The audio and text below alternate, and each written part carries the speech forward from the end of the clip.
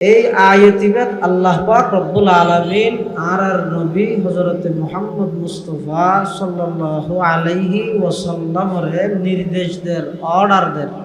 আল্লাহ পাক রব্বুল আলামিন আর নবী সাল্লাল্লাহু আলাইহি ওয়াসাল্লামের মাধ্যমে সমস্ত ঈমানদার পুরুষরে আল্লাহ নির্দেশ দেন।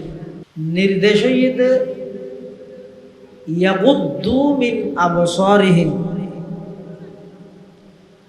ও আমার হাবিব, আমার বন্ধু, অনর উম্মতর পুরুষলরে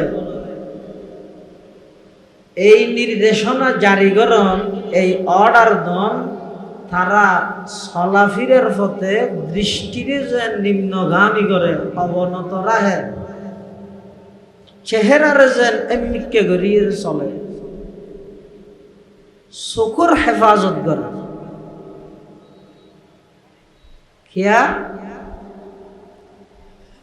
মানুষরে আসল জেনার গুণার মিকে উদ্বুদ্ধ করে দে কুদৃষ্টির হারণে, চক্ষুরে যথাযথভাবে হেফাজত নগরণের হারণে।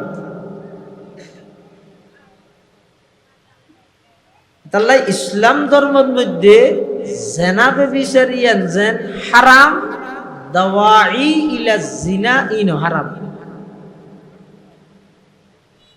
যেই জিনিসের মাধ্যমে মানুষ জানাবে বিচারত আকৃষ্ট হয়, ইনো ইসলাম ধর্মের মধ্যে নিষিদ্ধ।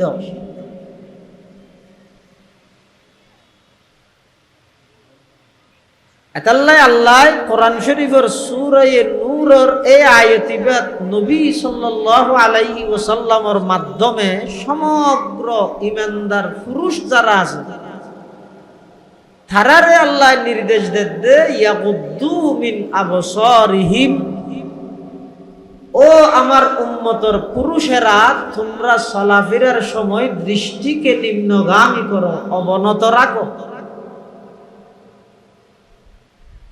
জিবাই যত বেশি নিজের দৃষ্টি, নিজের চক্ষুরে হেফাজত করিব,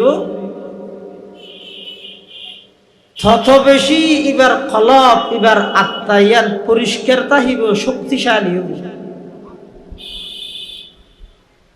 জীবের আত্মা যত বেশি পরিষ্কার হইব, কলব যত বেশি পরিষ্কার তাহিব, সেই কলবিয়ান আল্লাহর মুহাব্বতে তত বেশি স্থান পাইব। আর এই যাবতীয় এবাদত গরির আর এবাদতিন আল্লাহর হাসে কবুল বললাই শর্ত ইয়ে